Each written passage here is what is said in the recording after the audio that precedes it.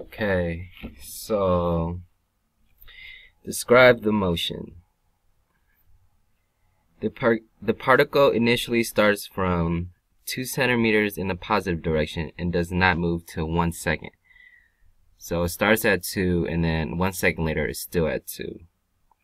And then from 1 second, it moves from 1 to 3 seconds. It moves at a constant velocity of 3 centimeters per second. So from 1 to 3, it moves at 3 centimeters per second. Then from 3 to 5 seconds, it moves at a constant velocity of 1 centimeters per second. So from 3 to 5, the object is moving at 1 centimeters per second. During which period of time, if any, is the velocity constant? Explain how you can tell. So throughout the whole motion, the particle is moving at various constant velocity, as you can see, because on the position graph from B to C it is linear, and from C to D it's also linear. That's how I know that it's constant velocity. And also from A to B, it is not moving, but it can also be considered as a constant velocity of 0. So A to B. At time t equals to 0.5 seconds, the instantaneous velocity is 0 centimeters per second. At time t equals to 2 seconds, it is at instantaneous velocity of 3 centimeters per second. And at 4 seconds, it is at 1 centimeters per second. In part A, we determined that a particle's velocity is constant at various intervals.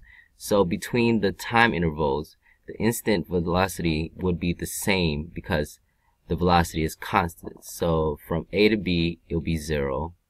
And then from B to C, it will be 3 centimeters per second. And from C to D, it will be 1 centimeters per second. Between A and C, the average velocity equals to 2 centimeters per second. And from A to D, the average velocity will equal to 8 over 5 centimeters per second. And from B to D, the average velocity will equals to 2 centimeters per second. The slope of each line, which is this, the slope, will equal to the average velocity I computed right here. So they both are equal, the slope and mathematical calculations. In case 3, the average velocity over an interval equals to the average of the constant velocities occurring in that interval. So the average velocity from B to D equals to 2 centimeters per second. And if you add up the velocity of from B to C and from C to D, and divide that by 2, that equals to 2 centimeters per second also. And that's the only case that happens. So in the intervals from t0 to t6, does the object move with a nearly constant velocity or with a definitely varying velocity? So the object is moving at definitely varying velocity because the slope of the curve is changing at every second. So the slope of 0.5 is different from the slope of 1 second. The slope of 1 second is different from the slope of 2 seconds.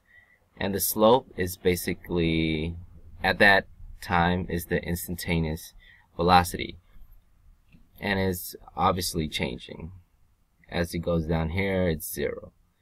And this is the plot when we zoom in at this area right here from 1.4 seconds to 2.6 seconds. And you can see it goes kind of like it curves a little bit, but not as much as it did in the original position versus graph time. So how can you account for the last graph being so much straighter than the first? Well, the last graph is straighter than the first because the time intervals are getting smaller. So as small as it gets, it's zooming in over the original graph, closer and closer, so you can see the slope more clearly. Can you tell from a very small time intervals on a graph whether the motion over the whole graph has a constant velocity? Well, that's very difficult to tell whether the graph over the whole, whether the graph of the whole graph has a constant velocity from a small interval, because you don't have the whole graph. Like I was saying, you don't know what's going on like after 2.06 seconds. So you don't know if the motion of the whole object is going in a constant velocity or increasing at a constant velocity or decreasing or even zero. So find the average velocity over a small time interval from 1.95 seconds to 2.05 seconds. Show your work and explain. So the average velocity is the positional displacement over the time intervals it cover.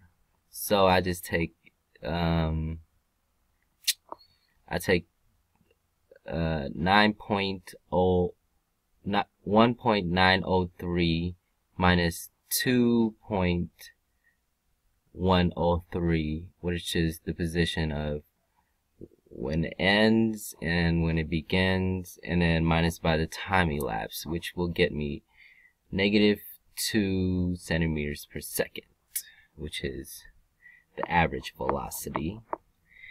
And how does the average velocity compare to instantaneous velocity at t equals 2 seconds? Well, the average velocity of -2 centimeters per second is very close to the instantaneous velocity, but they are not the same, because the instantaneous velocity is the velocity right at 2 seconds, not between any two intervals. So the instant when it hits 2 seconds, the velocity, the instant velocity, may or may not equal to -2, but it's close. Okay, so suppose that the object is speeding up. Which point could correspond to the location of the object at time change t divided by 2? So at point A, you can see that the average velocity is getting larger from 1 to 1.5 and 1.5 to 2. See, as you can see, if this dot was right here, it starts out shorter than it did afterwards. So it's increasing speed as time goes on. And suppose that the object is slowing down, C will be the candidate, because as you can see, it starts longer and then it goes shorter as from this point to 2. So it's slowing down over time. And describe how you could use the device to determine the instantaneous speed of a car. Well, the speedometer can already tell the instant speed at which you are going at the instance in time. So at any given time you're driving, when you look at your speedometer, that's how fast you're going at that very moment. And describe how you can use a device to determine the average speed of a car. So you can use your odometer to find the distance traveled, and then you divide it by the times it took you to travel that distance using the clock.